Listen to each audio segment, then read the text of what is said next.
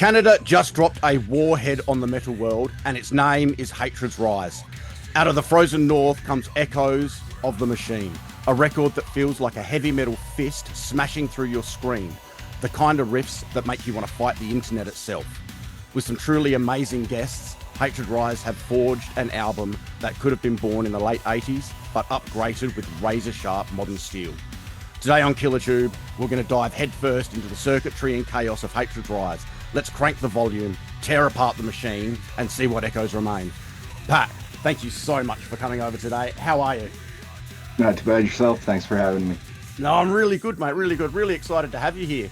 Firstly, the album is absolutely amazing. I've been listening to it fairly non-stop, actually, for the last few days.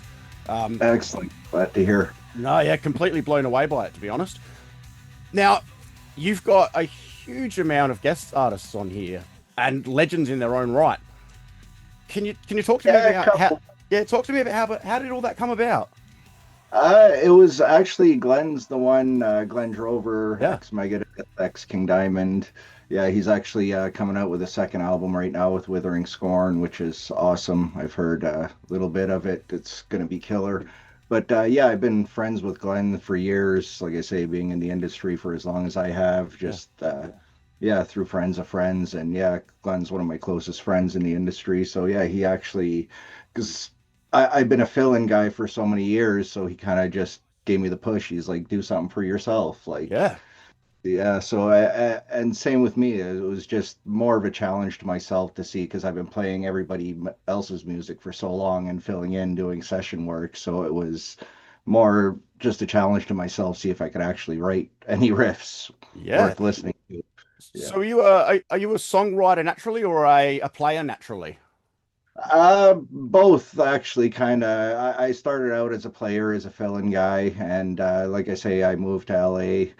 Before that, yeah, I went to Calgary, then Fort Worth, and then yeah, I went to Boston, spent a few years at Berkeley there, got a couple degrees, and then moved to LA, yeah, and then it was just like I say, pounding the scene there. It was and three, four bands at a time, and just word of mouth, and same thing. Got working at the record plant and stuff like that, doing a lot of session work, and yeah, just started filling in and stuff like that. So it was always behind other players, so not really the opportunity to write myself and stuff like that. So Yeah. Well, how are you feeling about it now that the album's out and you've gone through that uh, process? I'm really surprised with the feedback so far has been really positive. So I'm just like I said, I'm just glad that people are listening to it and liking what they hear. So Yeah. yeah, it's I actually already started writing a couple riffs for the follow-up. So Oh, fuck yeah. Well, hopefully that's have that exciting. out in the next, yeah, hopefully have that out in the next year or two. Yeah, awesome. No, that's fucking awesome. Yeah. Do you find that being a, I mean, you're a like an accomplished musician, an engineer, and a producer all in your own right. How do you find that process? You know, you're wearing a few hats with this. So you've got your, your guitarist hat, your producer hat, your engineer hat. Do you It find that there are was clashes? Because I know that like engineers and producers, I'm an engineer, producer, and a musician as well. So the perfectionist in me clashes with the artist in me a lot. and that's kind of why I got Glenn to mix and master the album Okay. because if it was up to me mixing and mastering my own stuff, unless it was playing for somebody else, like I don't think I'd be one of those, okay, fuck it, next, delete, delete. So it would, it's kind of good having another set of ears on it and stuff like that. So I'm just not overly, because I'm kind of like that perfection guy when it comes to my own stuff. So if it was just totally up to me and mix and master it, it probably wouldn't even see the light of day because it would take so long. Yeah, Yeah. I know that feeling very well. I've got a few people Mhm. that I will send mixes to and bounce ideas off of and be that sounding board for me to go, okay, it's ready. Exactly. And yeah, and Glenn and Henning where they were invaluable in the process here. So like I say, it just came really naturally, and that's why I kind of set the release date for March 24th of this year, because that's the date it kind of came to fruition, like exactly a year to that date Oh wow. where we sat down where I actually wrote the first riff for the album. Yeah. Did you set that date before you'd finished things? No, it just came Okay. naturally. Like I say, Oh, the beautiful. process came so quickly. Originally, it was only supposed to be a five-song EP, and that was done within maybe 2 months. And like I say, and Glenn again, he's like, dude, he's like, this is good stuff. Why don't we Yeah. just go for the full? May as well do the full album. So yeah, we just went for the full. Yeah, got full 10 tracks on the album. So Oh, that is pretty awesome. happy with how it turned out. Oh, look, I would be amazingly happy. I'm stoked just to get to listen to it. So, um, now at the moment, you don't really have any like live things going for it. Do you have any aspirations to Uh, do the live thing? oh yeah, I definitely want to get a live band Fuck yeah, together fuck and yeah. yeah, get tour the album for sure. But like a lot of people think the industry is very vast, and especially in Canada, especially the metal scene, it's very, very small Yes. and kind of a hard thing to find reliable players and that aren't already touring in other bands. So it's once get the schedules figured out and everything like that, got a couple people already lined up and agreeing to do the live shows. So Fantastic. yeah, Well, if the opportunity comes up, we'd love to have you out here in Australia. I would love to go again. Yeah, yeah. Well, when was the last time you were out here? Oh God, I think it was around 2003, 2004, I believe. On I was doing road crew with the Motorhead at the time. Oh, So awesome. yeah, Was yeah. that the that wouldn't have been the Uh, Motley Crue tour? Would have been the tour after the Motley Crue tour, I think. I can't remember. For some reason, I want to see the Motorizer tour, but Yes, yeah, yeah. I, I can't be 100% sure. It kind of all blurs together at this point after I so many years. yeah. Look, I always finish these up with a few quick fire questions. Now, Awesome. to try and like, I like to get people to like off the top of your head, but some of these questions aren't easy for musicians to answer. So, this first one especially, who's your favorite band? Oh God. I know. Now, my I answer would can't change daily. even. So, Uh, it's not that mine would change daily. It's just if I really think about it, there's probably two or three very key influences that you can't really choose yeah. from up. And yeah, definitely Sabbath and Zeppelin, Oh, and yes. that's the stuff I grew up with and what really got me want to play music and stuff. So yeah, I definitely have to say either Sabbath, Zeppelin, definitely one of those two.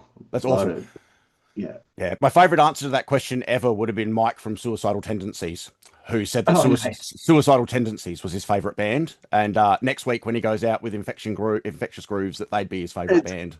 it'll be infectious. Yeah, Yeah, that and I sounds love that. about right. It was very Mike an answer as well. So, mate, do you have an Australian band that you like?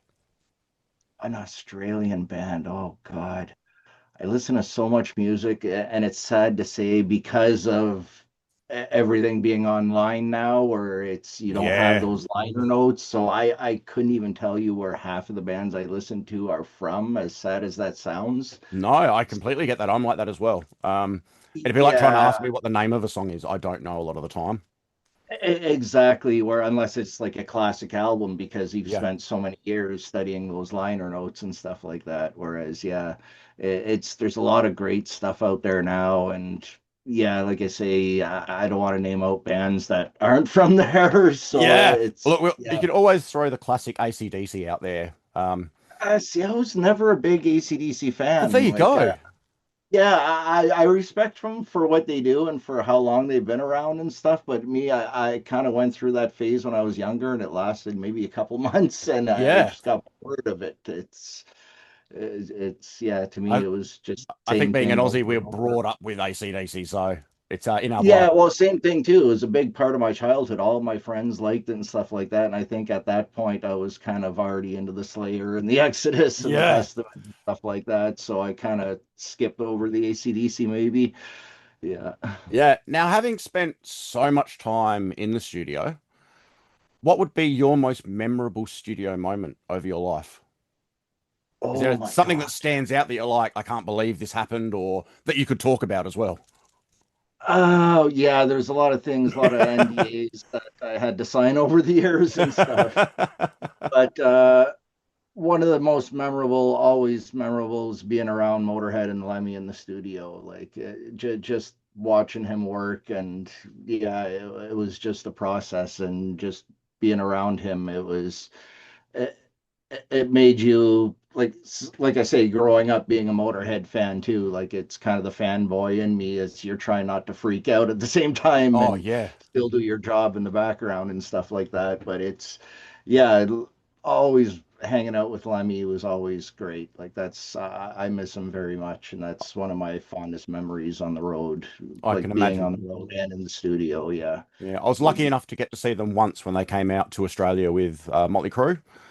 Oh, But nice. every time they've been out here, if I haven't been able to get to the show, I always know what time the show's going to finish, and I hit all the casinos Oh, looking for him with the one arm bandit. I know he's going to be there yeah, somewhere. that's one thing when we were living in LA. You always go to the Rainbow, and Yep. if they were on tour, you could guarantee he was there. Yeah, That was actually one of my bucket list items was for the last 20 years, and unfortunately I'll never be able to get it, but was to go to the Rainbow and shake his hand. nice, Yeah. nice. Yeah. Mate, you've all these collabs that you've done. What would be your dream collab? Oh God, like I say, it's this album would have to be it, if not That's awesome. because not that they're just great musicians, it's just they're good friends, and even Henning, like over time since making the album, we've become really good friends and stuff like that, and that's the one big takeaway I take over the years of, like I say, the studio work, the touring, the fill-in work, all the session work, stuff like that is just a lot of the good friends I've made over the years, Yeah. and that's one of the more important things to me in this album.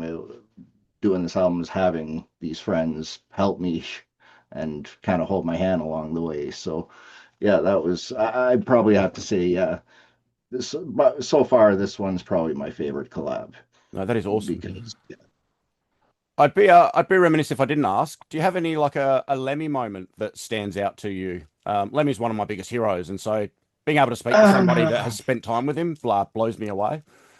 uh, honestly, just going to hang out at his apartment after the Rainbow and stuff like that, because like he was literally kind of down the Yeah. street from there, even a 5 minute walk. So yeah, we'd after having a couple of drinks at the Rainbow, we'd head over to his apartment and, believe it or not, play video games. Yeah, yeah. I've He watched. was, There's a couple of Lemmy documentaries, and I've watched them inside and out. And one of them that oh shows really? right. Yeah, one of them shows right through his apartment and Yeah, shows but him he actually cooking had, chips I for can't himself. remember And if it was, yeah, I can't remember if it was an old Nintendo or an old Sega he had in his apartment. Yeah, and we just go to his house, like just wired for sound afterwards and sit down and play video games. that sounds like an amazing time. It's, yeah, it was like I say, it's just the friendships over the years, and Yeah. it's kind of makes it a little bit sweeter. It's just knowing it's some of the music I grew up with and stuff like that, and kind of made me want to pursue the career path I took and stuff. So yeah, it was, I'm thankful to have known him and spent the time I did with him. No, that is amazing. Pat, thank you so much for your time today. I really, really Not a appreciate it. problem. Thank you. I appreciate it. No, not Glad a you problem. enjoyed the album. Get out there and check out Echoes of the Machine. It is out now. It is an amazing album with some huge collabs on there. So you'd be remiss if you did not listen to it. Get into it, guys. Pat, again, thank you so much. And I really appreciate your time. And hopefully I'll get to speak to you again sometime. All right. Thanks. Awesome. Thank you, Pat. Cheers. See you. Now.